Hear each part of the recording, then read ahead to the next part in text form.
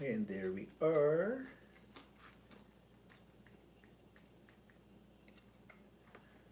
Okay, so just wait here and see who else is joining us. There's three of us. Well, three. So you're not on yet. I'm not on yet. So there's two people there lurking. Hello, whoever's lurking. Speak to us. Talk. Actually, shot's a little off center here. Need to...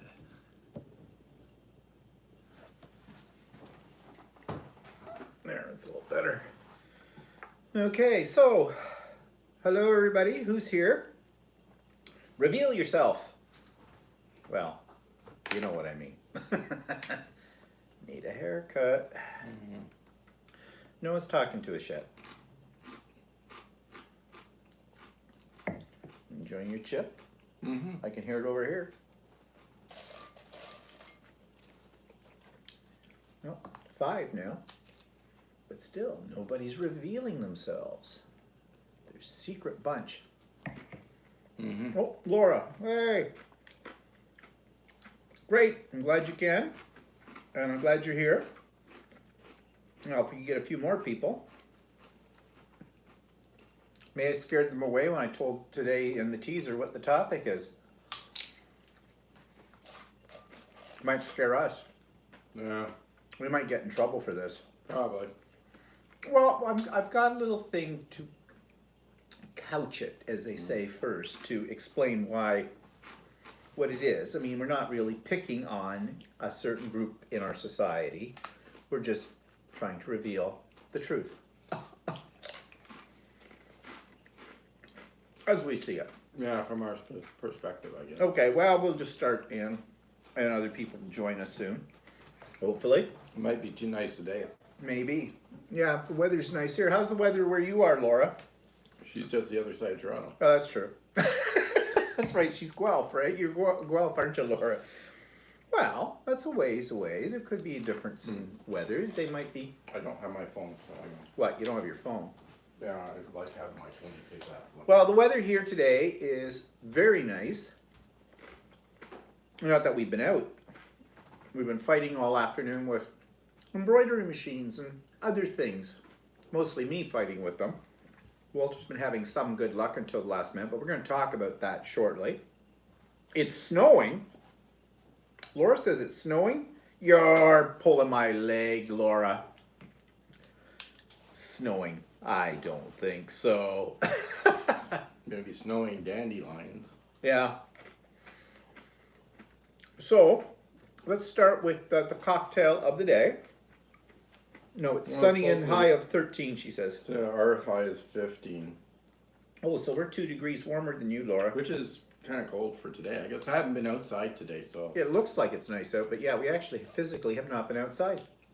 So, well, our neighbors just put in an above ground pool Friday. And I don't think they've been in it yet, but it's been a little bit chilly for it, I would think, and I don't think they have a heater. But anyway, so what are we drinking? Okay, Walter's concoction. What do we have in it today?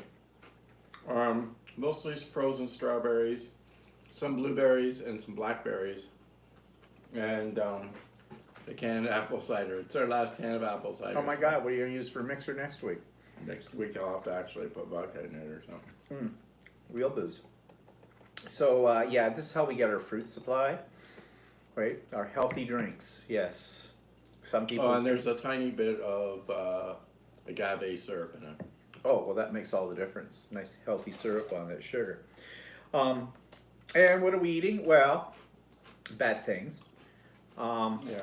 Restaurant style nachos. Are these a hint of lime? No. Oh. For some reason, when I ordered the stuff online... You can't get hint of lime? Yeah, actually, Laura, you're the one that said that you had to pay a fee for pickup for groceries. And when I picked up groceries this week, it had a $3 charge on it, but then it said waived $3. So Well, there's a minimum amount, isn't there, that you have to order I to don't get know. waived? I don't know if there's a minimum to get it waived or if I don't know why. Well, she says yes at Zayre's. Well, $3 isn't bad, but No. they waived it, so I don't know. Of course, we were supposed to get a freebie as well. They have these things, if you order over so many hundreds of dollars of groceries, they have some stuff, and we've gotten it before, but they forgot to put it in this time. Not that it was any great loss, because it was supposedly a $24.99 value, and it was a whole bunch of mostly products that I think women would be more interested in than men. There was No, it was like the moisturizers. Irish Spring body wash, which. But there was deodorant. I thought it was Secret or something. I don't know. Hi, Andy. Hi, Bonnie. Wondered where you guys were. She said, Loris is off to check into here to see if Zayre's has waived it since I last shot there. We had almost $300 worth of groceries, so I don't know if there's a certain amount that you go over that they waive it. I don't know. Maybe. Lots of places do that kind of thing when you're ordering stuff online. You know, fabric places that we've ordered from, you know, if you order so much, you get free shipping, so maybe it's the same idea, I don't know. But we're eating homemade cheese dip, which I have told you about this before, because it's gross, what's in it, but it tastes delicious. It comes from the United Church Cookbook. Actually, I didn't like it at first when you. It's an acquired taste. Yeah. But the ingredients sound very bizarre. It's cheese whiz, homemade mayonnaise, ketchup, little shot of Dijon mustard, horseradish, onion powder, garlic powder, hot sauce, and I said ketchup, didn't I? Yeah. Yeah, you did. That's it. You mix it all together. It's actually quite tasty. It's tangy. Well, it's the horseradish that gives it the. Well, no, it's the homemade mayonnaise that gives it that, because there's vinegar in the homemade mayonnaise because it's a cooked mayonnaise. It's not an oil-based mayonnaise. Again, another mayonnaise recipe from the 1957 United Church Cookbook. My mother used to make it all the time, and she made the cheese dip. My dad loved the cheese dip. He'd just eat it by the gallon when she'd make it. She'd make it if they had like people over or something. And she'd always make extra, and there'd be some left over. And the next day, my father would be spreading it on his toast in the morning. Actually, it sort of looks like cheese whiz, almost. But That's what it looks like. it's not.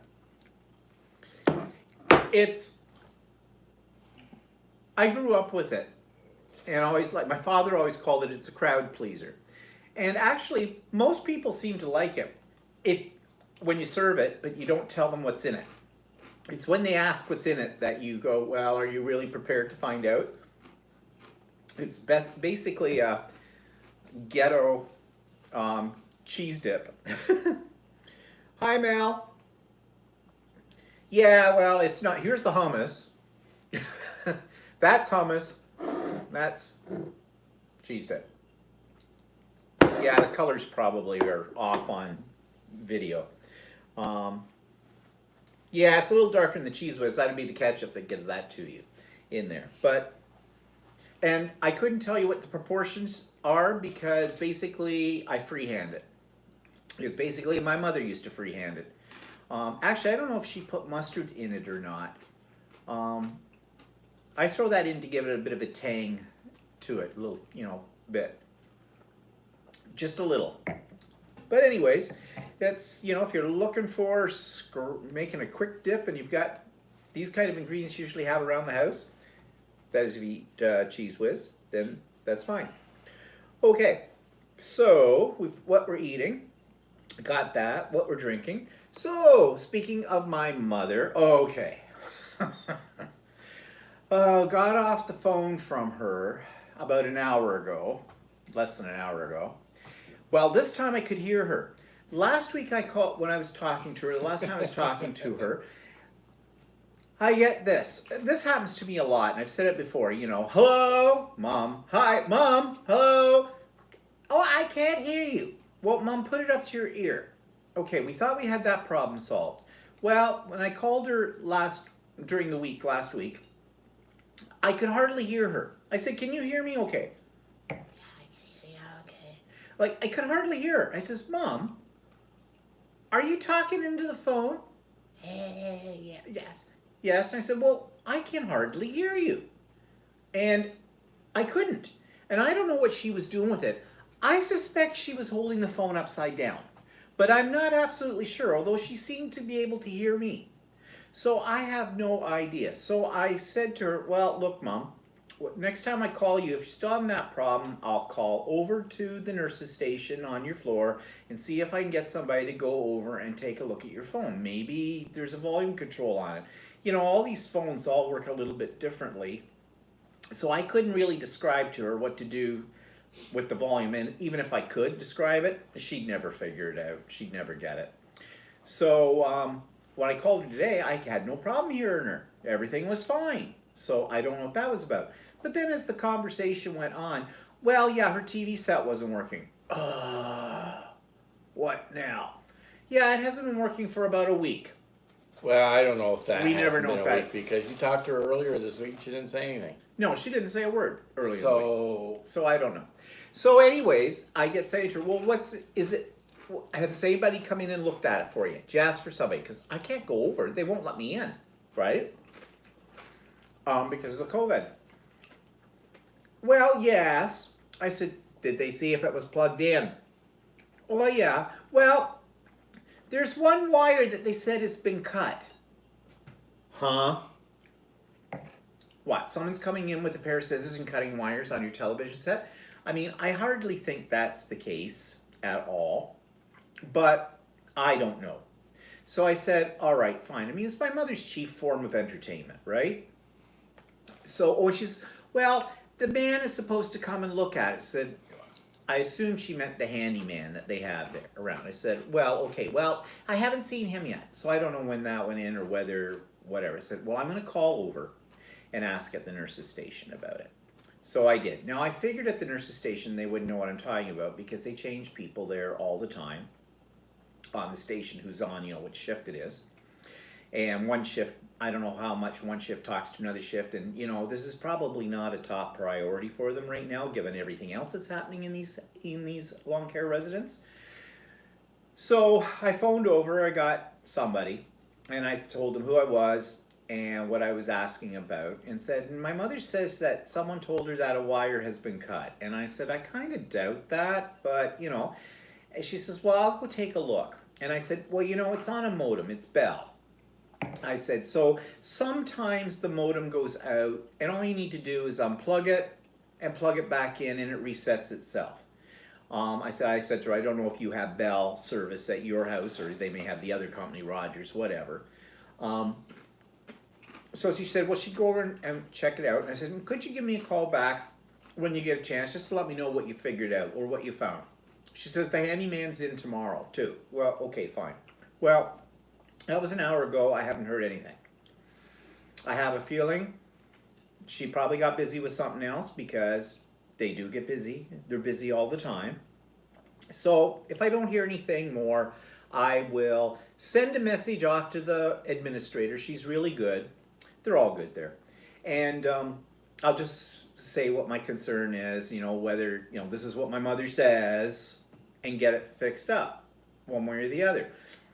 I mean, if it's something major, that may be a problem because they would have to call in a Bell service guy, and I don't know about that, how that works. You know, they're quarantine. Yeah, basically they're quarantined, so she may be without a television for a while. Yeah, Well, she's got a window lookout in. I don't know. Because I can't do anything more about it. well, she might as well because she only ever watches one station. Well, that's true. So, anyways. Hi, Anita. Maybe Hi, Maggie. maybe somebody unplugged it on her because she had it up too loud. Well, maybe, but I know Peggy, her roommate, couldn't get over there to get it, at it, so who knows? It's a possibility, or when they were cleaning or doing whatever, they accidentally unplugged one of the cables. Although it's not really in a place where it's obvious, but I don't know. It's more likely that my mother's got it turned off. and she can't figure out how to turn it back on. Yeah, well, Again. that's a very good possibility. I don't know. My mother and remote controls, they just don't blend. So anyways, just another thing in the technology world that's bugging the ass off me. So speaking of which, I want to talk about my sewing machine. Oh yeah. If you really want to see in-depth coverage on the problems I've been having with my sewing machine, I'm now up to part 4 on my other channel, The Idiot Quilter.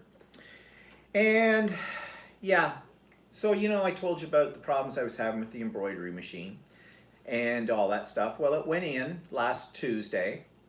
The technician looked at it, and on Friday I got a call, late on Friday, telling me, yep, everything's working fine now. We figured it out. We got it all fixed. Yay! So I went in. I got it on the Saturday, day after. And she showed me what she had done with the embroidery, and it worked perfect. And she tried several different patterns and complicated settings for them, patterns, layers upon layers and stuff. Perfect. Worked out no problem. And I said, well, what was wrong with it? Well, they're still not quite sure what was wrong with it, but the technician did something. He adjusted a couple of things. He did some micro calibrations on pieces in it, and that seemed to have fixed it up. Okay, great. Now, in the meantime, I had her machine from the store. I didn't want it, but she pushed it on me as a loaner, and I did a couple of trials with that. I didn't do anything major, and it worked fine. So I get the machine home. This is Saturday afternoon. I decided I'm not going to try to do anything. It was late Saturday afternoon. I'm not going to do anything with it today because I thought if it's not working again, then at least let me have one night of happy ignorance with it. So this morning, when I got up, I decided to go down and try it. Now at first, I didn't change anything. I left everything exactly as she had set the machine up for embroidery that she was having success with. I didn't touch a thing. And first couple of minutes or so, it worked fine. And then back to square one again. Broke the needle, pulled up the bobbin case. It did all that stuff. I'm out of bobbin cases now. I had 2 new ones. They're gone. They're destroyed. Oh, is that also the one that you gave me? Yeah.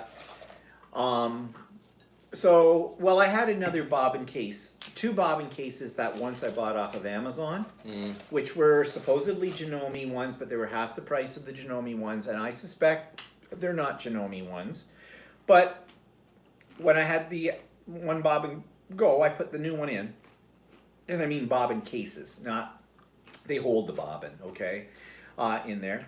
And it did make a different sound than I'm used to hearing, but it wasn't a horrible sound, but it was working along fine. And then, bingo, presto, same thing happened with it.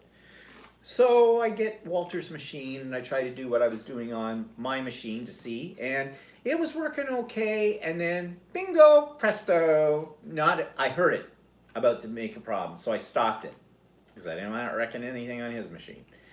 So he takes the machine back upstairs. I send an email to Shirley, my Janome person, and said, I just said to her, I've had it, I'm done with this machine, I don't know what to do. She called me and said, okay, here's what we can do, she said.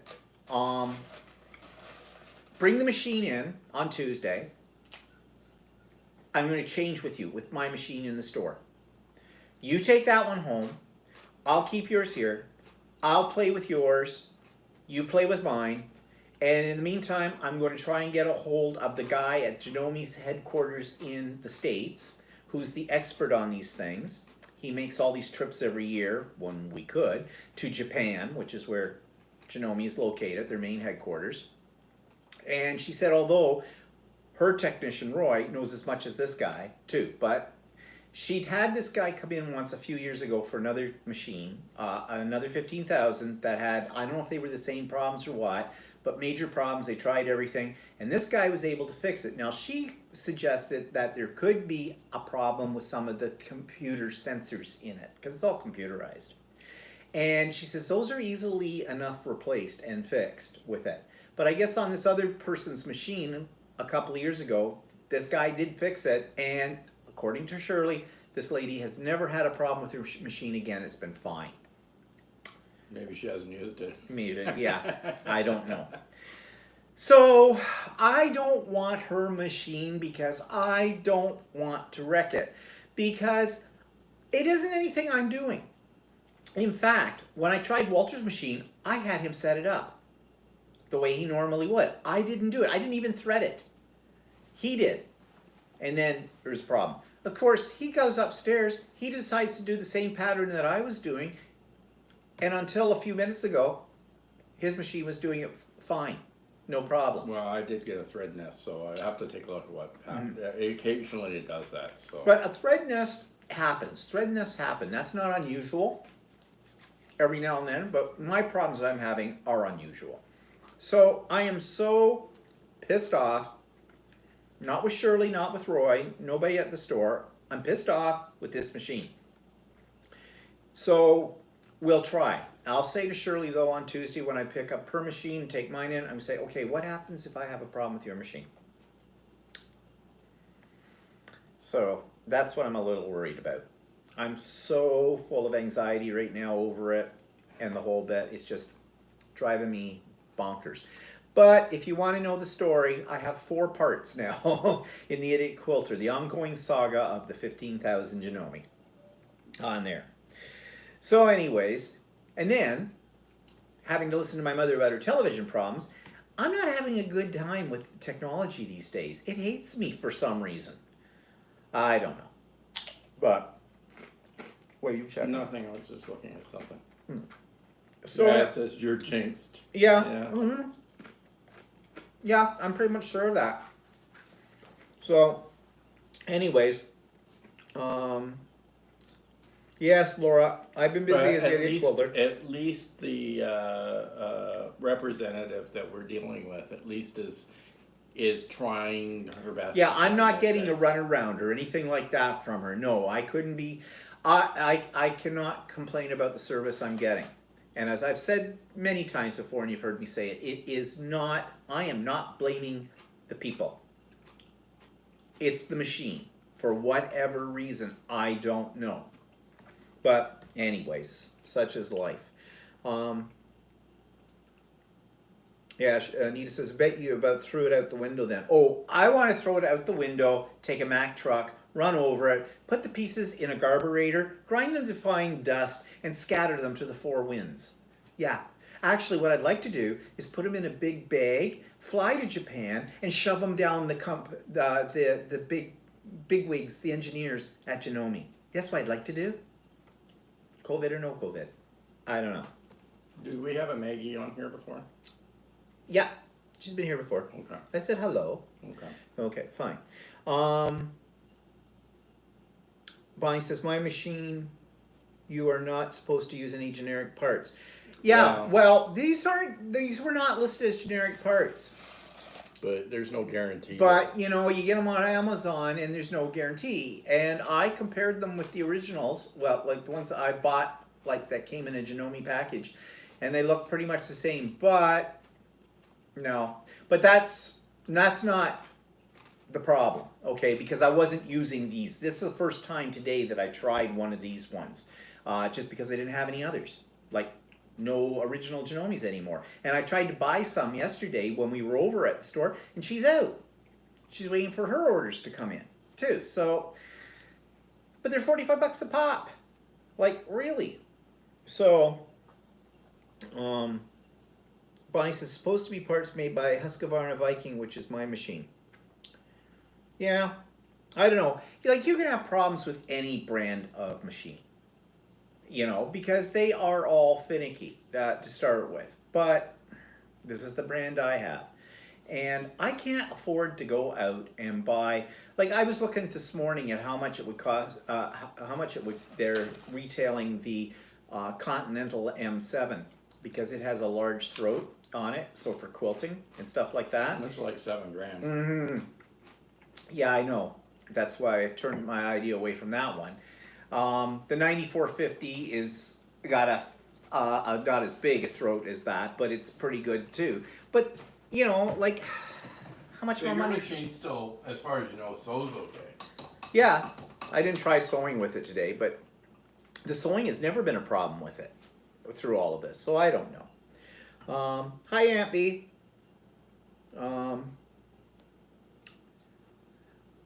Laura says, but I have to say, I really enjoyed your flying geese episode. That was a great video. Oh, thanks, Laura.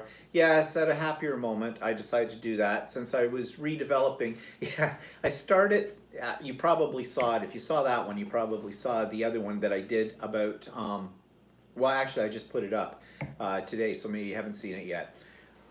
I was working on a quilt pattern that I've had for over a year. And it's a star, and I really like stars in quilts, but I knew at the time that I bought it that it might involve Y seams, and Y seams are, well, I didn't know how to do Y seams when I bought it then. I do know how to do Y seams now. Well, I thought I did.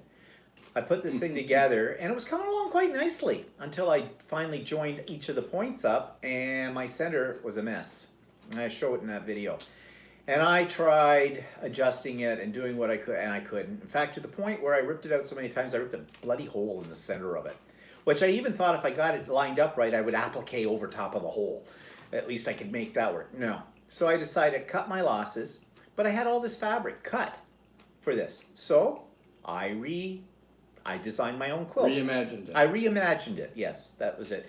And did my own quilt from it. And actually, I'm very happy with the way it has turned out. But I videoed myself at each stage of this as I developed this. I've never done that before on my Idiot Quilter before. So the whole process is now in a video on that. And it was during that process that I was making these flying geese, and I thought, well, you know, most people know how to make flying geese that do quilting, but there's all kinds of different ways to make flying geese. And at a class I took 8 months ago, there was a ruler that she recommended we use, and I had flying geese rulers for this, but she recommended this one, and at the time I thought, well, yeah, well, I'll use what I have because I don't need to spend another $30 on another ruler because I have quite a collection of rulers. And when I saw how you used it, I went, oh yeah, I'm spending the $30. It was worth it. It's my favorite ruler for making flying geese. It's so easy to use, and that's why I did the video on as well. So if you're interested, you can check that out.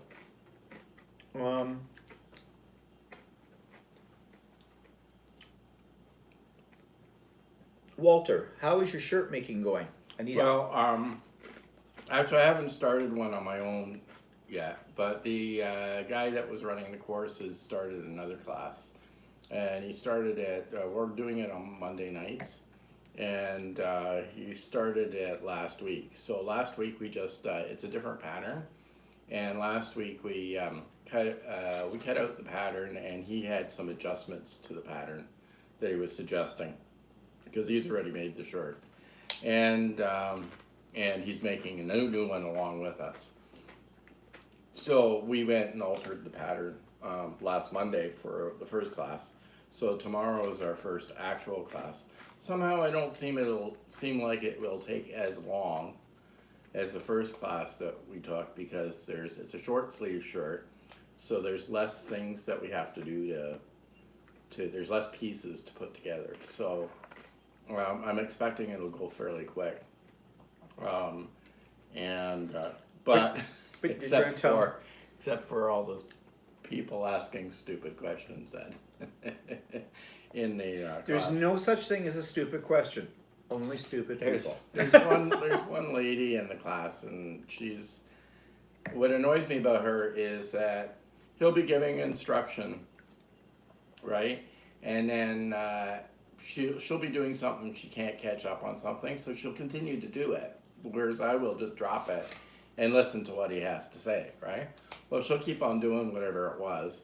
And then he'll finish explaining what he's explaining, and then at the end of it is she goes, can you go over that again? Because I wasn't listening, right? So, luckily, they record these sessions.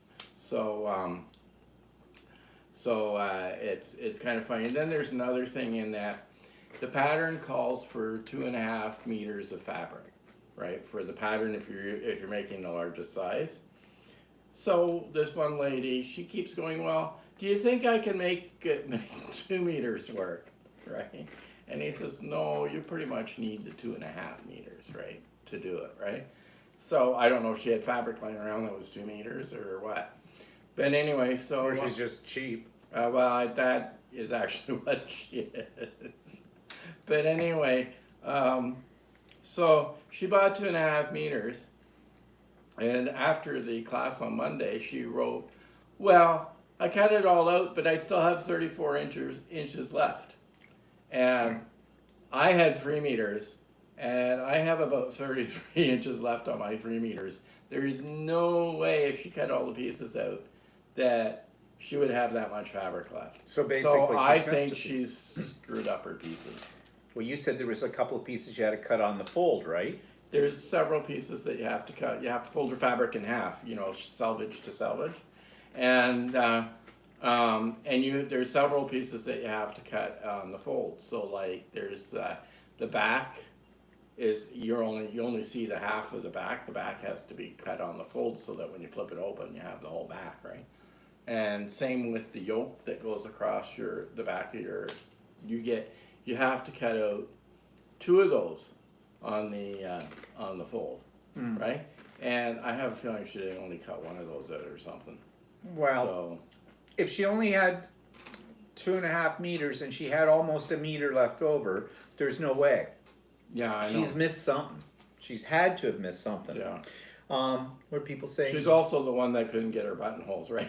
Oh, She's the only one in the class. Well, only one in the class that couldn't finish the shirt. Our old shirt. The instructor went over and over again how to do buttonholes, and he has a Janome machine, and she has a Janome machine, and the buttonhole is exactly the same and everything else. And he went over it several times. It was recorded on the video and everything else how to do it. I had never done a buttonhole either, so what I did is took a big scrap of fabric and practice doing buttonholes, all different kinds, all different sizes, everything, or not all different sizes, but all different versions till I got a buttonhole that I thought looked okay.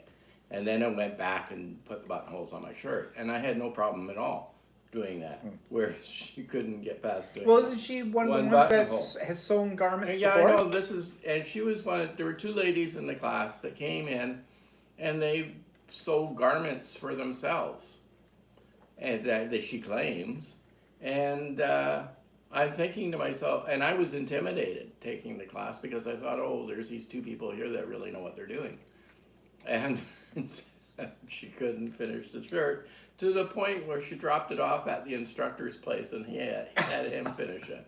That was his first mistake. He should Yeah, never have I know. agreed to that. Well, Aunt B says, I wonder if she's making a sleeveless version. Maybe not on No. purpose. No, it's a short sleeve, so the sleeves are pretty short to begin with. But I don't know what she's doing. I don't know. Just backing up here, Bonnie asks, have you ever made any quilts of valor? Actually, Bonnie, I have not, but I have the Quilts of Valor blocks that they put out. I bought most of them. I was collecting them at one point, and I've put some together, but that's one of the projects I need to get to and to actually finish so I can make one of those. And those of you might not be aware of what Quilts of Valor are, but basically there is a group that donate quilts that are made by volunteers, other quilters, and they give them to servicemen.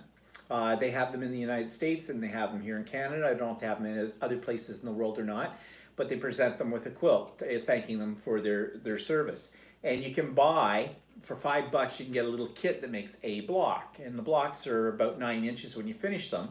And they have the instructions. And then you can either send the blocks in to an address, and somebody will take those blocks and make them into a quilt, or you can make the quilt yourself. And just send in the quilt top and somebody else will finish it, like quilt it all, or you can send a whole quilt, whatever. Well, I'm intending to make one. I just haven't really got around to it. And in fact, until you mentioned it, I kind of got all those blocks. And I have a ton of Canadian fabric that's appropriate for this as well that I've purchased, over the last year or so. With the intent of making one. So yeah, maybe that'll be my next We got a project. new person on here, and she's asking her a question. Oh, Bon Bon? Yeah. Yeah. Wondering if you were using not your 15,000. Oh, the other machine that I was using in that video doing the flying geese, that's my latest machine. That's a Skyline, a Janome Skyline S7. I quite like it. It wasn't a bad price. It was about $2,000 for that machine. And I bought it because, one, it has a wider throat area, so I can sort of quilt on it. And it's a light enough machine that I can use it in classes whenever we have those again. Like he has a lighter machine, that's an even smaller machine than that he was using to take to classes, but it wasn't as full featured as the Skyline. No, and it has a smaller throat, so it's really cramped when you're trying to do quilting, trying to push all that fabric through. So, plus I was itching to buy a new machine, but that all came about just at the beginning of the problems with the Janome 15,000. And now, well, I don't know. I'm running out of money to spend on sewing machines, okay? They're price hill things. But if you're looking for a nice little machine that's computerized, it has like about 300, I think, decorative stitches on it. And it has a touch screen, which is nice. It has touch screen. It's got automatic foot down, and it's got a threader on it. And it's a decent little machine. And I've used that machine to make the quilt that I was talking about earlier that started out as one thing, ended up as another thing. I use that machine completely for that with it. So to get used to how it works and everything. And I do like it. So, you know, if you're in the market for a machine in around that price range, I don't think you can go wrong with that. There's a series of them, Skylines. There's a Skyline, I think everything from There's 3 an to a 7. Yeah, S3 to S9. Yeah, to S9. The S9 is Also does embroidery. also does embroidery. Yeah, I don't know. But it doesn't have as many hoops as like the embroidery machine. No, and has its biggest hoop is not very big no. with it, which is, you know, if you're going to buy an embroidery machine, actually two things I have learned through this experience. Now, hindsight is 20/20, right? One, I don't think you should buy a combination machine. Buy an embroidery machine. Bonnie's going to disagree with you. I know she is. Buy an embroidery machine and buy a sewing machine. Don't buy the two together. Okay? And you want to buy a machine that has the largest hoop you can get on it. The bigger the hoop, the better. But I was looking at the Bernina models, Yeah. and you can't get a dedicated embroidery machine from Bernina as far as Oh, I no, can you tell. can't? No, it has to be a sewing / embroidery machine. I don't know. It's either that or go out and buy one of those ones that has 7 needles on it. Janome has one. The MB, what was that? The MB7? MB4? Yeah, MB7, but it doesn't have a huge hoop either. No, I know. It doesn't have as big a hoop as what my 15,000 has. Bonbon says, thank you, great information. I wanted to get a smaller one. It was so quiet and I really like Janome. Now, are you quilting? If you're not quilting, and depending on what your price range is, my MC100 Janome that I bought is a great little machine. I've never had any problems with it. It's just that for me, it's got too small a throat space in it. But if you're not making quilts, if you're just sewing, and I think it's got a free arm. Yeah, that one has a free arm as well. So if you're doing garments or something like that, it's a great little machine. It runs about $1,000, $1,100, something like that. And it's got, I think it's got 50 or 150 or something decorative stitches on it as well. And it doesn't have an automatic foot press lifter on it. I don't think so. That one? No, it doesn't. You have to put it down all the time. But, you know, if you don't have that on an existing machine, you'll never miss it. But, you know. Actually, the new shirt that I'm doing, I'm a little bit concerned with the measurements on it. So it may turn out a little bigger than I want it to come up. But I guess if it's a little bigger, I can always take it in. So. Yeah, Bonnie says, I won't disagree. It's a very personal decision. I have 2 top-end Husqvarna machines that do both, and I like them. Well, I was in love with my 15,000 when I got it. I was in love with it for quite a while until it started doing all of this. I mean, Yeah. It's very hard for me to explain how this makes me feel. It makes me feel like I am doing something wrong. And yet I know I'm not doing anything wrong.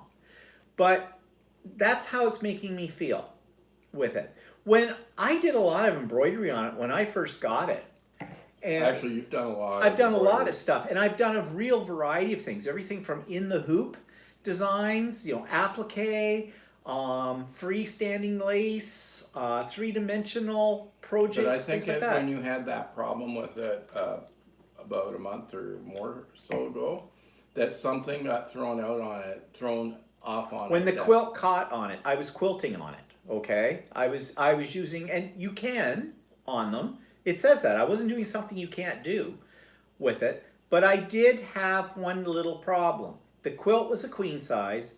The arm of my embroidery machine goes out like this from behind it, whereas many of them have the arm is inside next to your throat. It's like that's how Walters 550E works. This one, it has a separate unit that snaps onto the machine, and this arm comes out. And I didn't realize it when it was, the quilt somehow got wrapped under that arm, and then I heard a horrible noise. And that's when it didn't work anymore. And ever since then, and Shirley and the technician know about that. I've told them about that problem and the whole bit. They said that, oh yeah, there was a pin stuck in the belt in this bar or something. They cleaned that all out. That was the first thing. And it didn't fix anything up. So I don't know. Yeah, last time I looked, somebody was talking about Costco online. Costco had one, the 6650, which is the one below the one I have. Yeah. And it's an okay machine. It's pretty good price on Costco, but the dealer that we deal with offers her machines at about the same discount as what Costco has. So Yeah. I'd rather buy it from her because Yeah. she offers us the service. So Yeah. Oh, Chris is here. Hi, Chris. I mean, if you have a real problem with them or something, or any problem with them, see, the dealer that we go to, if you buy a machine from her, she will offer you free lessons as well. So if you if you buy a machine and you want to know how to use it, Yeah, she will show you what yeah, to do. so Bonnie says it's really worth a good dealer. So Yeah, it is. And like I've said, I have no complaints with my dealer. I was just looking, Bonnie says she was going to make a quilt velour called Glorious and Free pattern by Brandy Maslowski. It's very Canadian with large maple leaf. That sounds interesting. I'm going to see if I can find that one online and take a look at that. I'm just writing that down so I don't forget. So, Maslowski, however you say that. Just checking what other people say.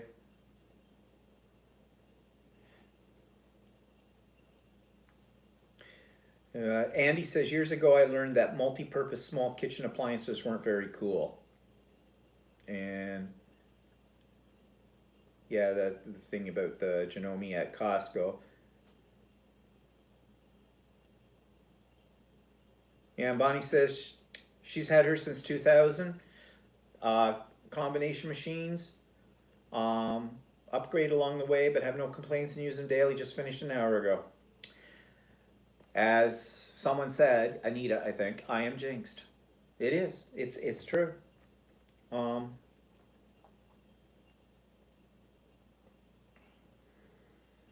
it's Bonnie says it's beautiful pattern. Was Northcott, oh, Canada fabric. Oh, uses Northcott. Okay. Well, I like Northcott fabrics. I have a lot of them. and I have some of the old Canada Yeah, line too. I've got some of those too. So I might have some of those fabrics, but I'll have to look up that pattern. So, anyways, 9850. I haven't heard of the. I haven't heard of the 9850. Rosie, where are you located? Because there are Yeah. different models in different parts of the world. Yeah, I've they're found. they're numbered differently in different areas of the world. Yeah. So what were we talking about? So we. Oh, but she says Costco. It could have been you. I don't know if you're in the U.S. or Quebec or. Well, maybe. But anyway, so sewing machine wells, we talked about that. Talked about what you're working on.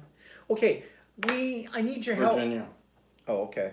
So maybe in the States, maybe only available in the States Yeah. with it. Okay. Topics. We're going to get to today's topic, but I'm sure you're all going to slap my face virtually on today's topic. But we need topics. I've run out of ideas. Don't worry about how ridiculous they might sound. Put them out there. Sometimes we can make the ridiculous even more ridiculous.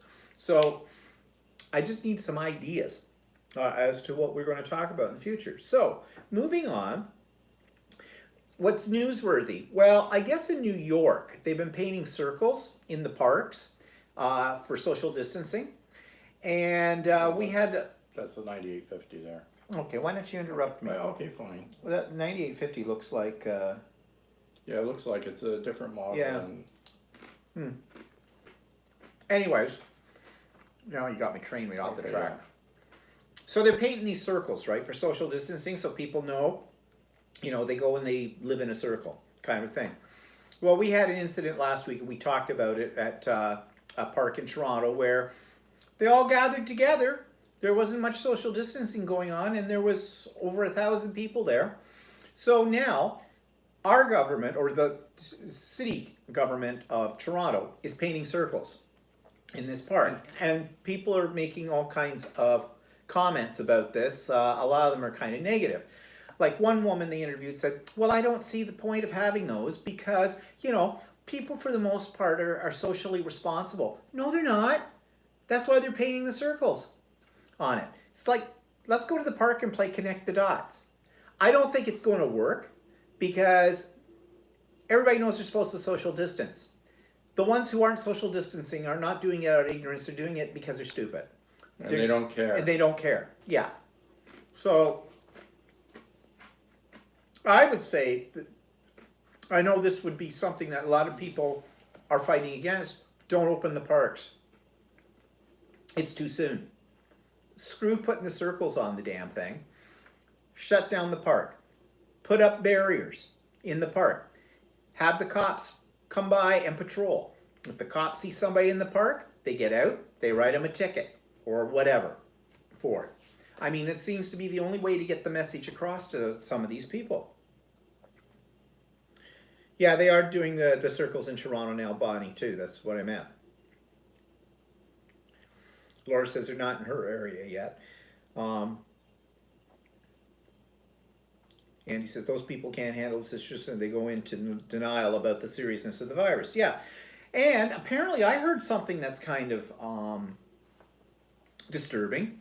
I listen to a variety of podcasts. Now, some of the podcasts I listen to are ones that deal with the LGBTQ community, but there are some groups or people getting together and they're having COVID seating parties, they call them. Basically, their philosophy is you go to a party, somebody has had COVID or maybe symptomatic or whatever, I don't know how they figure that out, and you go in and purposely try to catch the disease because they feel, and these are people that might be a little younger, like when I say a little younger, in their 30s, 20s, 30s, that thing, early 40s maybe. The idea is, well, if they get it, it won't be so bad on them because they're young and healthy, and they'll build up antibodies to it and have immunity into it. I don't know about that. That's Russian roulette, I think. And on top of it all, the authorities have already said they don't know whether or not, if you've had it, whether you are immune to getting it again. They don't know yet. Laura says our parks are still shut down and all playgrounds still have the yellow tape on. Yeah. And that they're doing that in the communities outside of Toronto. But Toronto, a bunch of big babies in Toronto, like really stupid people. Yeah, I get it. You live downtown, you live in a 600 square foot condominium with one window. All right, you're getting claustrophobic, you want to get out.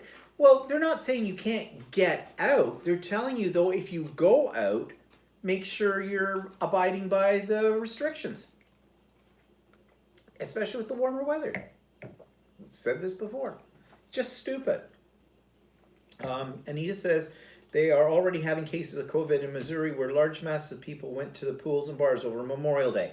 And it's going to happen here too. In fact, those people that were in the Bellwood Trinity Park, the one in Toronto, a week or so ago, they've recommended these people go and get tested. But you want to see their numbers go up? The curve in Ontario, where we live, is not flattening.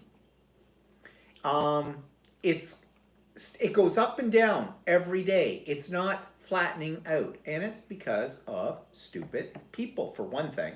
Plus, they're not doing enough testing, for the other. They keep claiming they can do 20,000 tests in a day, and they're not. They're not doing 20,000 a day. They're doing about 75% of that, if that. For whatever reasons, don't know what that is. Anita says safest place to be is in your own home. And people just don't believe it will affect them badly. Yeah, I don't know about that. Well, I guess so long as you don't really know anybody that's had it, Yeah, then, or had a bad case of it, then people seem to think that it's not so bad. yeah. Laura says I'm in my mid-40s, and the last thing I want is to get sick because young people are dying from it, and I don't want that to happen. Yeah, exactly. Mel says restaurants will open here tomorrow, but with some limits.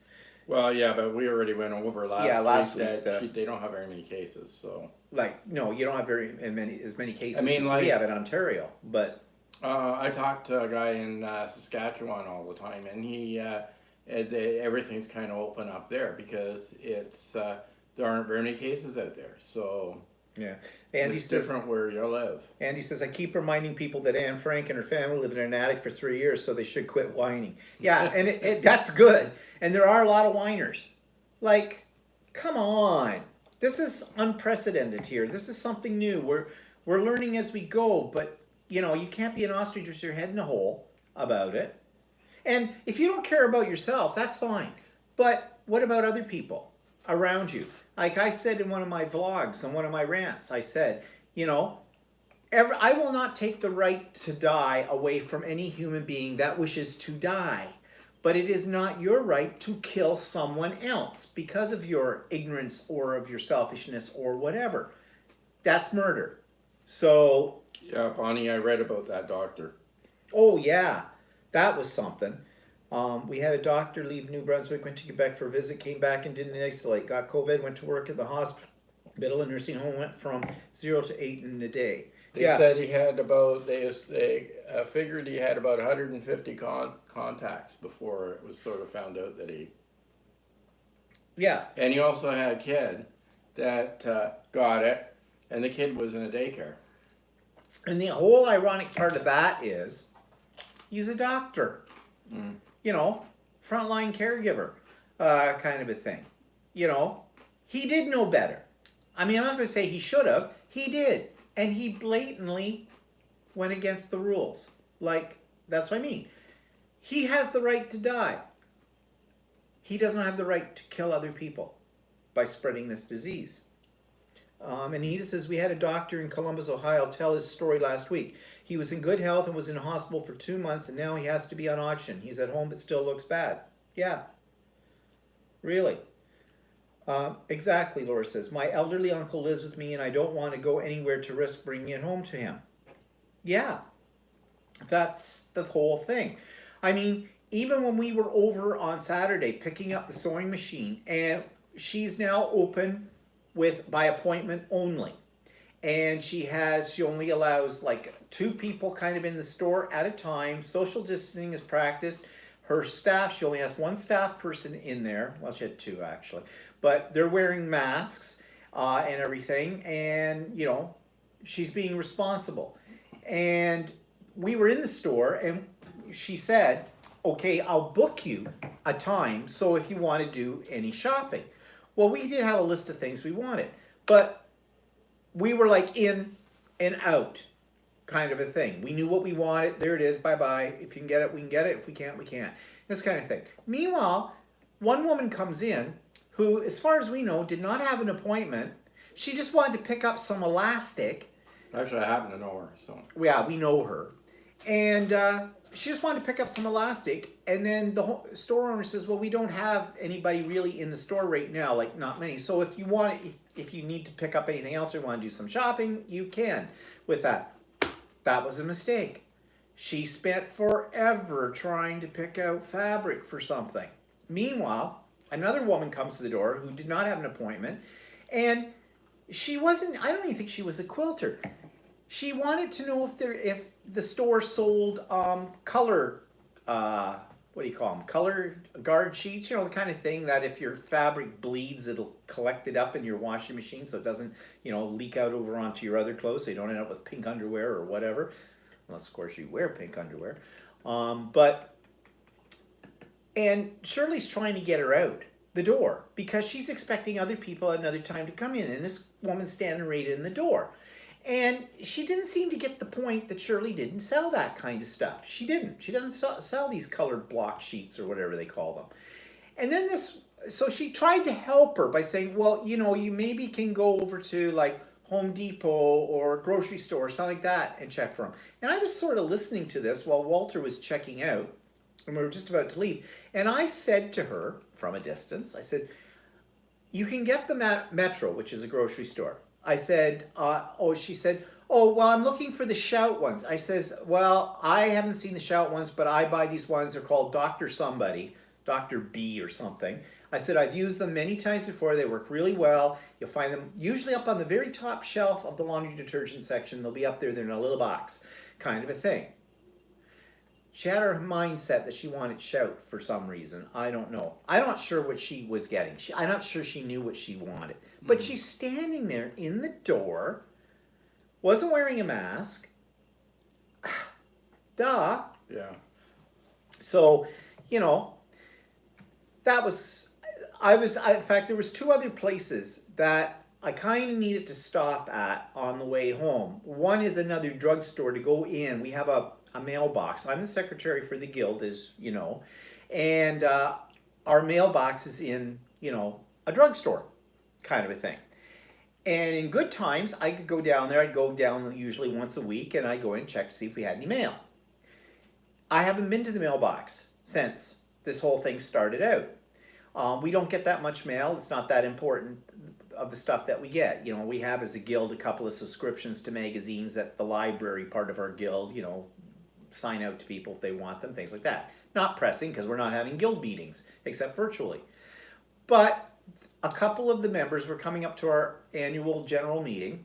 It's all going to be virtual. And our treasurer is waiting for some kind of statement to come through and asked me if I could go, check the mailbox, and if that came through, to let her know, send her an email, and she'd make arrangements to come and pick it up at our place, safely and that kind of stuff. But another one who does our membership, she wanted me to go and check before the AGM to see if anybody had sent in their memberships for next year via mail. Now, they can all do it by electronic transfer. It's all set up for that. It's really easy. But of course, you still have some people who don't do that kind of thing. And which I think, and I think I'll bring it up at our next executive meeting, that no longer, we will not accept stuff through the mail. It all has to be done electronically, and I'm sorry if they don't know how to do it, they're going to have to find out how to do it. As simple as that. And I said to both these people, I'm not going. I'm in the higher risk category because of my age. I'm not taking the chances of going in there. Now I said, I'll go one day. I'm going to go on June the 1st, which is tomorrow. I'm going to go in. I'll wear my mask. I'll have all that. I'll avoid people. I'll get in, get out, and if there's anything comes for them, I will send them an email and let them know, and we'll arrange for it. I'll probably put it in a sealed plastic bag and hang it on my doorknob of my house outside, and they'll come at a certain time, pick it up, and bye-bye. And I don't care if they don't like that. Too bad. I'm not putting myself in jeopardy for junk mail. Simple as that. So, but then I need to go over to another drugstore to pick up a prescription because our government has decided that instead of getting a 3-month supply of drugs, which is usually what I get, they're only going to get a 1-month supply. And I think I mentioned this before. So now I have to go, I have 3 different drugs. I have to go 3 times every month because they're not all done at the same time. And now it seems the drugstore is, I'll have a 2-week supply left still, and I get a notification, text message saying, your prescription's been filled, it's ready for pickup. So I said to Walter yesterday after we got the machine, no, not going. One, I was already uncomfortable being in the quilt store. No, we'll save it for Monday with it. And also because it was a Saturday, they might have been busier in those places than maybe on Monday. Yeah. I don't know, whatever. But it makes you paranoid. But then there's these people who go around to the parks and enjoy the sun and, have some alcohol and. So Laura mentioned that there's some things opening up, and she's floored at how the lineups to get into places like Canadian Tire and Winners. Yeah. And I had the same problem last week.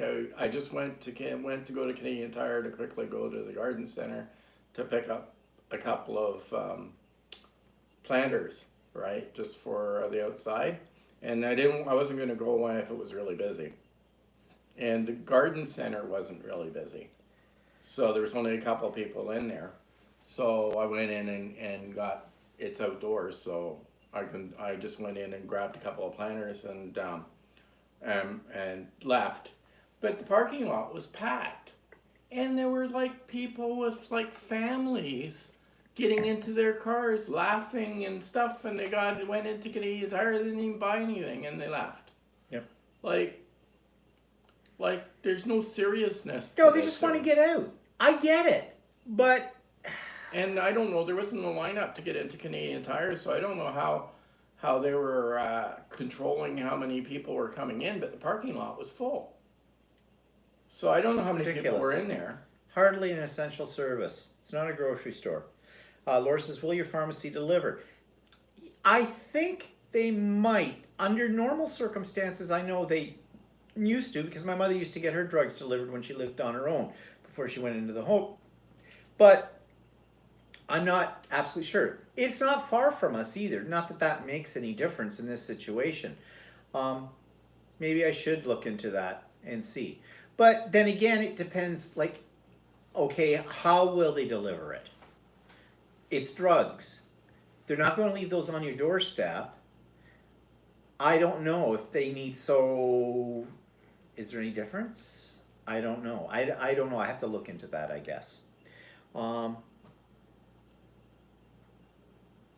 What's Anita say? And here in the States, let's not forget about all the people protesting. We still have virus going around, and it's going to spread to these people too. Yeah, or rather, we'll be spreading it around. Yeah. Aunt B, she says she's staying at home to people, and yeah, cray. Yeah, too many nuts out there. Laura says that's one thing with theirs is the pharmacy's delivering for free, but the pharmacy's independent. And B, she gets her prescriptions by mail. Yeah. I don't know if we can do that or not. I don't think so. But anyways, so yeah, it's crazy. So, whoa, never got to today's topic. But we have to talk about today's topic because I put it in the header of it. And so that's false advertising. So let's jump right into it. I called it a woman's guide to men from a gay perspective. And I thought it might be kind of fun, kind of tongue-in-cheek, okay? I want to qualify this. This is not to bash the sexes here, one way or the other, okay? But I think there's a lot of myths that both sexes tell about the other sex. And as gay men, we're kind of caught between the two of them because we can sort of see both sides of these.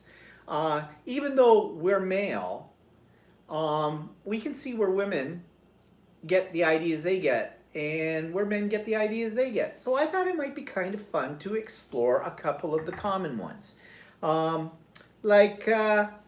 This is one we talk about all the time. Men, according to women, are such babies when they're sick. A woman gets sick and she's still expected to put dinner on the table, do the wash, go out and do her job, look after the kids, take them to soccer practice, all this. A man gets a little cough and he's laying in bed whining and she has to wait on him hand and foot. True or a myth? Myth. And why do I say that? Okay, go on YouTube. Check out I find most YouTube channels that have anything to do with crafting of any sort are usually ones presented by women. And this is how many of them start. Hi, I'm sorry. I haven't been on in 2 weeks because I've been sick. And then they spend half an hour telling you about the sickness and the hell they had to go through. I dare you to find a YouTube video, there might be one out there, where a man is saying, "Hi, I haven't been on in 2 weeks because I've been sick." All right? Men are not babies when they're sick, unless women allow them to be. Because doesn't everybody like to be waited on? And usually we all like a little sympathy now and then. So we whine a little bit when we get a sniffle. And if someone comes along and is going to wait on us hand and foot and go, "Oh, you poor dear, let me get you this, let me fluff up that pillow, let me tuck you in," and the whole bit, are we not going to go for it? And that's for both sexes. So, no. Men are no bigger baby sick than women are baby sick. Don't throw the, "Yeah, well, you try and go into labor for 32 hours and squeeze out something the size of a bowling ball out of your yin-yang and see how that feels." Okay. Then why do women have more than one child? I rest my case. I had my father used to say, the doctor to my mother used to say, "Boy, they seem to complain a lot about the labor pains, but then they're back in here having another one, they seem to forget." Yeah, okay, this is where I'm going to get bashed. Ampy's good law. Women share. Men don't want other men to know they've been ill. Right. Now, let's talk about the word share. When women use the word share, and they say men don't share, there's another way to look at that. Now, as a gay man, I'm not saying this is how I look at it, but I hear other men use the word, let's see, what's the polite word for when women share? Bitch. Bitching, yes, I think that's the word that they use about that, isn't it? Yeah. And there's nothing more bitchy than two women going at each other. And I worked in a department that was mostly women. And I actually had women tell me that they hate it working with other women, they prefer to work with men. And I'd say, "Why is that?" "Because women are bitches." And that came from a woman's mouth. Actually, more than one woman's mouth. That did not come from a man, that came from a woman. So, and I had women tell me they would much prefer to work for a man as their supervisor or boss than for a woman's supervisor. And yet, all we hear about, well, men hear about, and I'm going now to the straight men world, all they hear about is how women never can get ahead in business because it's a man's world, and that, that men are always putting women down in the business world and that kind of stuff. Now, I'm not saying that doesn't happen, because I know it does, but equally so, I have worked for many women in my career because it's education, and the majority of people in education tend to be of the female persuasion, and I worked for principals that were women and vice principals that were women and department heads that were women and the whole bit. And I can tell you one thing, I would much rather work for a man too. Yeah, because I could never get a straight answer to anything. I've had women managers, and I've only ever had, I think, a couple that I could consider being always truthful to me. I always had a hard time, like Steve said, whether I just cut them off, to get a correct answer from them. Yeah, I could never, the women I work with, I would never get a direct answer. And they would let me make the decision, the ultimate decision, even though it may not have been in my role that I was playing to have that power to make that decision. But this is what would happen. If I made the decision and the decision didn't go right, it was my fault.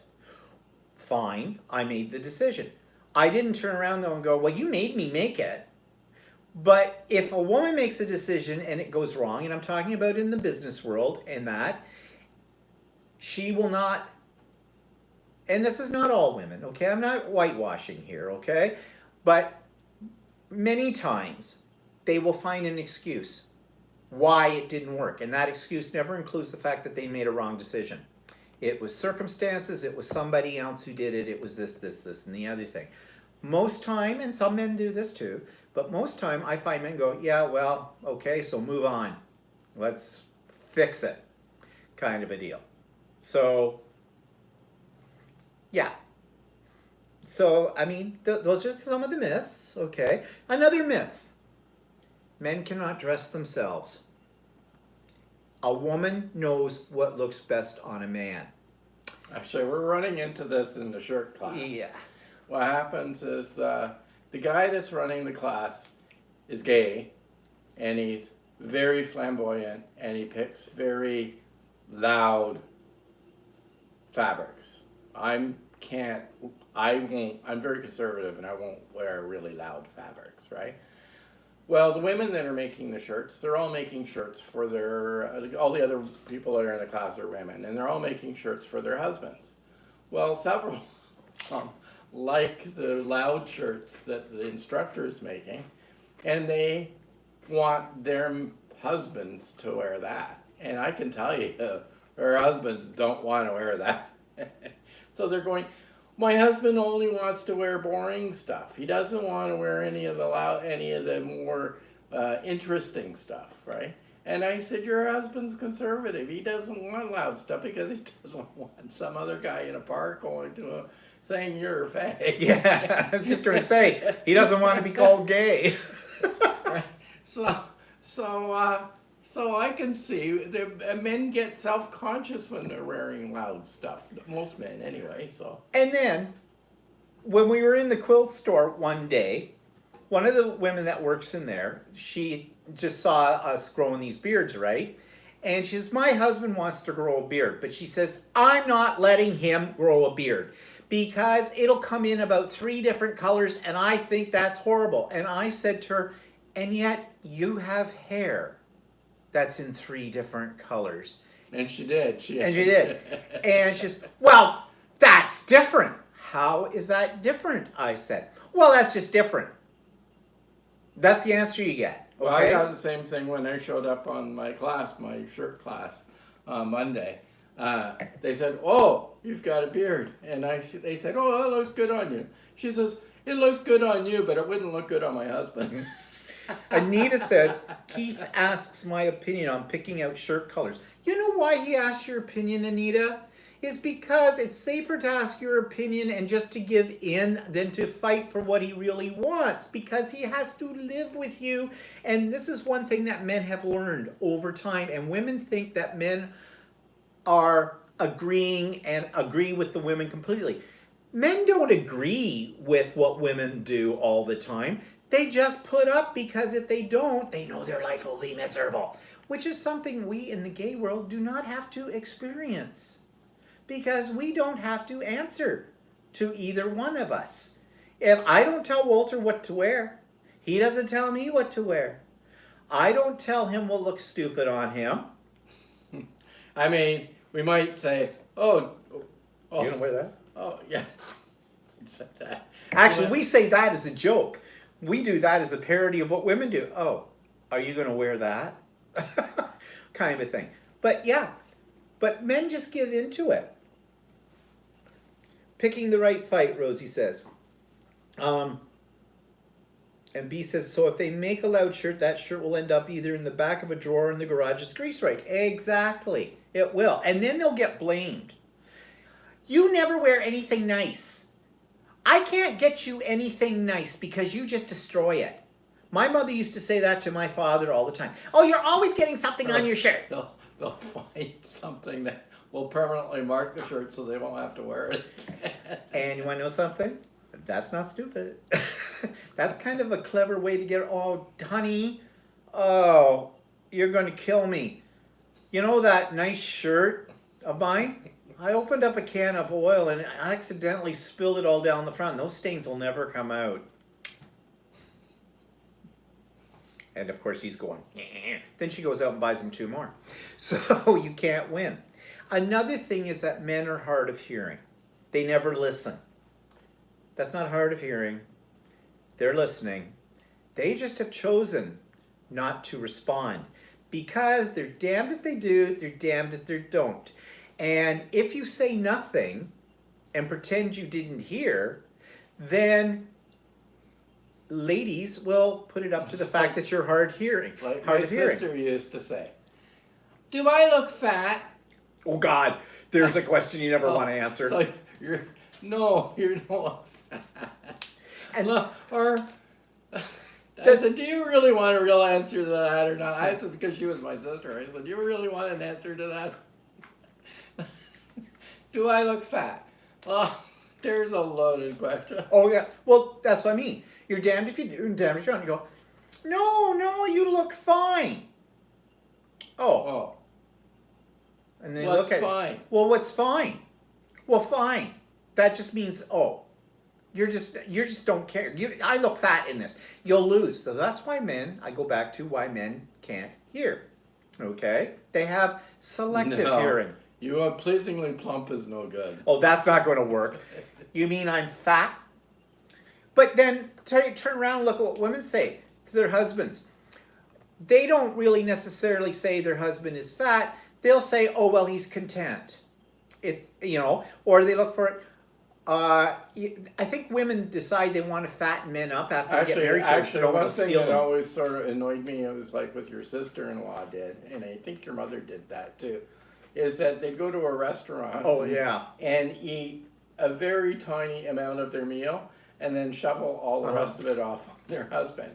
And then they bitch and complain that their husband's fat. My mother used to, a few years ago, when my dad was still around, she'd be bitching and complaining that my father's putting on too much weight, and at his age that wasn't good for him in the whole bit. Then she'd break open a big box of cookies or chocolates or something, and she'd put them down in front of my father. My father had no resistance to that kind of stuff. He loved that. So he'd eat it. And then after he ate it, she'd go, well, you shouldn't have had that, because that's it. She put it out for him. He didn't go to the cupboard, take it down, or even ask for it. She was the one buying it in the whole bit. So, my father always said, I'm not going to win. I'm just not going to say anything. He just kept his head down, moved on. All the time with him. Oh yeah, the other expression, Laura says, he loves his food. Yep. Or here's one. Well, happiness, the way to a man's heart is through his stomach. Yeah, who came up with that one? It wasn't a man. Okay? Not even a gay man. No, we have another expression. It has nothing to do with food. So, I'm not going there. But that's a conversation for another day. Oh, and yes, and men will cheat on a woman if he isn't controlled. You have to keep him busy, you see. Men are natural wanderers. So that's why you have the honey-do list. Because as long as he's busy at the house, 1, you know where he is. 2, he has no time to think about other women. And 3, someone's got to do all of those jobs around the house. Got to keep them busy. That kind of thing, yeah. Because men just will naturally cheat on women. Yeah. Mm-hmm. I always laugh at the next door neighbor. Of all the things his wife makes him do. Oh, yeah. The poor guy next door has a honey-do list as long as the street. He's constantly doing something, and she's constantly improving. They have a lovely backyard. It's gorgeous. But that's because she keeps coming up with the ideas, and he's the one that has to implement them. So, yep. Other things? Oh, and along with that honey-do list, also, the other myth about men is basically men are lazy. If they had their way, they'd lay around all day on a couch in their underwear watching the game and drinking beer. Yeah, I don't think a lot of men get an opportunity to even think about doing that because there's always the honey-do list. My mother used to say to my father used to go and hide down in his office. And then you'd hear my mother going, Lyle! Lyle! My father would say nothing. He could hear her, but selective hearing kicked in, right? Because he knew he was not going to get any peace. She'd go, what are you doing down there? Nothing. She'd march downstairs. What are you doing in here? You're sitting in here all by yourself. What are you doing? And my father would be doing some paperwork. Oh, and when the computer age came in, oh, you're sitting there in front of that stupid computer doing nothing. Probably reading the obituaries again. Yeah, my father usually was reading the obituaries, and I think it was because he was planning his own death from her, but I don't know at the time. But then she'd say, well, you know, we need this and we need to have that. And that needs to be done. She'd have the whole list for him. No wonder my father died young. He was egged to death out of it all. So, now, mind you, let's look at the other side of this. I am sure there are men who would love to spend most of their time with their buddies at a bar somewhere watching the game. Again, I could say that that's because the women in their life drove them out. Or But says, no, he was watching porn. yeah, well, there's another myth. Women think this is really that. Oh, men and porn. You just the two go hand in hand. Apparently, according to some statistics that I read not so long ago, there is almost an equal number of members of both sexes that watch porn on a regular basis. So that theory goes out the window. It's just that men will actually kind of admit to it. Women won't, because it's, you know, not very ladylike, I guess, to do that. But, oh, and let's talk about child rearing. Men know nothing about child rearing. No. No, men are no good for that. Now, some will say, oh, well, my husband vacuums and my husband does the dishes and my husband cooks. In fact, an awful lot of men cook these days, I've been hearing, in relationships. Like, my brother did most of the cooking. Our nephew does all of the cooking. His wife can't boil water. No, his wife can't boil water. He does all the cooking. We know quite a few straight relationships that their husbands do all the cooking and all that. But men know nothing about child rearing. That's one. And then women complain that they're not sharing the job equally and the whole bit. Well, I don't know. I know there are people who will say, no, my husband, you know, shares the load, the whole bit. I think maybe that's maybe more common with the generation that came after us. Our generation, and when I say like our age group and that, I think because things were a little bit more the stereotypical roles and things like that. But nevertheless, you hear it all the time that men know nothing about child rearing whatsoever. And men, smart men, just let that one go. Because, okay, you take them, you wipe their bum, you wipe their nose, you feed them, you wash their clothes, no problem. I'll be daddy, I'll play with them outside a little bit. You do the rest. Really? Who's the stupid one in that relationship? You know? Anita taught her sons to cook and do their laundry. Well, that's a good thing. Actually, people should have life skills. Yeah, they should have them. Boys should have to take home ec, and girls should have to take wood chop, or whatever, or auto mechanics, or something like that. It shouldn't be relegated to one sex for it. I mean, we don't have a woman. Don't want one. Now, a 20-something, really tight twink houseboy, that's something else. But, I mean, no, we don't need a woman. Why? Because we can cook, and when I say we, I mean Walter, and we do our own laundry, and we clean our house. Well, right now we do. Now we do, because our cleaning lady is, you know, can't have her for that. But we do all that, and we do that because we kind of have to, because nobody else is going to do it for us. So, yeah. Aunt B says in 81, 82, we all had to take food class to graduate, both boys and girls. Well, that's good. I think they do now, too, in schools. Yeah, they call it something else. I don't know what they do. Yep, that's all true. Enough. But anyways, these are some of the common myths we thought of. Oh, and men are pigs. Now, that is a wide open statement, but you never hear a man saying men are pigs.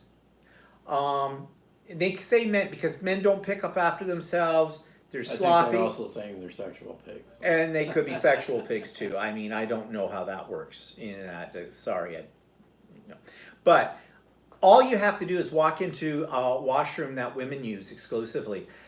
Women are pigs. They are the filthiest places on the planet. How do I know this? Because as a teacher, I used to have to do bathroom patrol.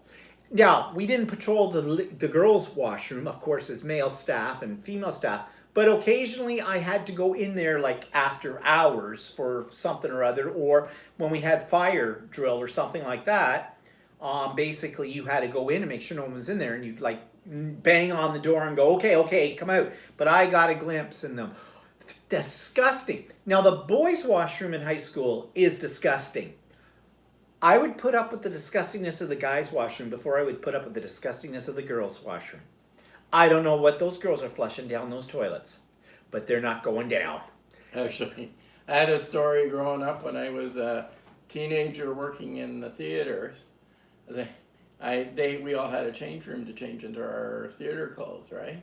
And the girls had their separate change room, and the guys had their separate. The guys' change room was really neat, really, really neat. And the girls' change room, I only saw it once because I had to break into it because they had locked the key inside in it, right? So I had to. There was a vent at the bottom. I had to undo this vent and try and get in. So the girls were all freaking out at the time. They said, "Oh no, they're gonna see our locker, or the guys are gonna see our locker room." It was gross. It was disgusting, and it had Playgirl posters all over the walls, and it had cigarettes hanging out of certain spots in the pictures. It was dirty. It was filthy in there. And it smelled like they had left lunches in their locker and they were rotting and stuff like that. It was awful. Well, all you have to do is go someplace where there's mirrors, okay? Public washrooms, or wherever, or go in a washroom that's unisex. Go in after a woman's been in there, or several women have been in there. The mirror has got lipstick and eyeshadow and all kinds of stuff on the taps, on the mirror, and everything. Now, you know that wasn't left behind by a man, unless, of course, he was a drag queen. But drag queens are very particular, and they won't do it. They won't put on their makeup and their outfits in a public washroom. So they have to have a special room. So, I'm not going in there and smearing lipstick on the glass or anything like that. So, another myth. Men are not pigs. Okay? They may have piggish. Some men are probably, people in general. There are people who are just pigs because they were just pigs. But generally speaking, no. And I see some of you are agreeing with me. Laura, we don't care how your dad brought you up. Good for you. Really, it's not about you, Laura. It's about your species. Really? I'm joking. No, I'm not. Yes, I am. No, I'm not. Yes, I am. Yeah, Laura says, every janitor will tell you that. Yeah. Oh, yeah. And he says, Playgirl, we had those in our nursing dorm rooms in 78. So there you go. So, okay. At least we don't pee on the toilet seat. Okay, but all right, another myth. There's a reason men do that. It's to get back at women. Because what do women say all the time? Put down the seat. Wait, just a minute. Man and a woman in the same house 50% of the time. Why can't she put the seat up then? And, by the way, you want to see something disgusting? Go into a washroom and put the seat up and see what's underneath part of it. And it's not pee. And it's where women have been. And there is some disgusting stuff I have seen under the lid. So, yeah. Why do men pee on the seat or on because we can and because it pisses you off. And that is not a myth. That's what we do. We have meetings. Every year we have the code of conduct for men. How to get women's goat. Top of the list, pee on the seat and leave it up. Okay? So, and hope that in the middle of the night, it's dark, she goes stumbling in there and she's going to get a wet fanny as she goes plunging into the little whirlpool. Yeah. The other thing that men also have is we never agreed to not use the C word when appropriate. Women have tried to train us not to use the C word. Guess what? We use it behind your back all the time. And that is something where the world of the gay man and straight man kind of cross over, okay, in that. Because we're not excluded from the membership on that. Oh, another myth. Gay men hate women. Some gay men do. But on the other hand of this, gay men love women. No, only the gay men who want to borrow their clothes. Okay? Oh, just by another thing you might want to think of that has nothing to do with myths. But if lately you've been finding your underwear isn't fitting the way it used to, but you haven't put on any weight, but things seem to be stretched out, you might want to check out what your husband's been wearing when you're not home. Just saying. Happens more frequently than you know. Okay. That's probably enough of all of that for now. So anyways, of course, we're having a little fun with this, as you can see. Maybe we're not. Who knows? Aunt B, she says she carries Clorox wipes to clean the seats before I do my business. Look, public washrooms, period, whether it's male or female, are all disgusting. Yeah. So, okay. So, anyways, that's probably our time. It is our time today. So I hope you got a little bit of a chuckle out of all of that, because, you know, it's better than dwelling upon what's the reality is right now today and all that kind of stuff. And hope everybody's staying safe. And, like, seriously, we need topics to talk about. Stuff that's beyond, like, getting sick of talking about this stupid disease, okay? So if you've got suggestions, drop me an email or put it in the comments below and we can run with that, okay? Seriously. All right, nice talking to everybody, and I hope you have a good week and stay healthy and stay in, okay? Don't be going out and partying with your friends. I don't think anybody here would be that stupid to do it. We hope. And we'll see you guys next week with the continuing saga of my 15,000, Walter shirt making classes, and other things that go bump in the night. See y'all later. Bye-bye. Say goodbye, Bye-bye. Walter. Bye-bye, Walter.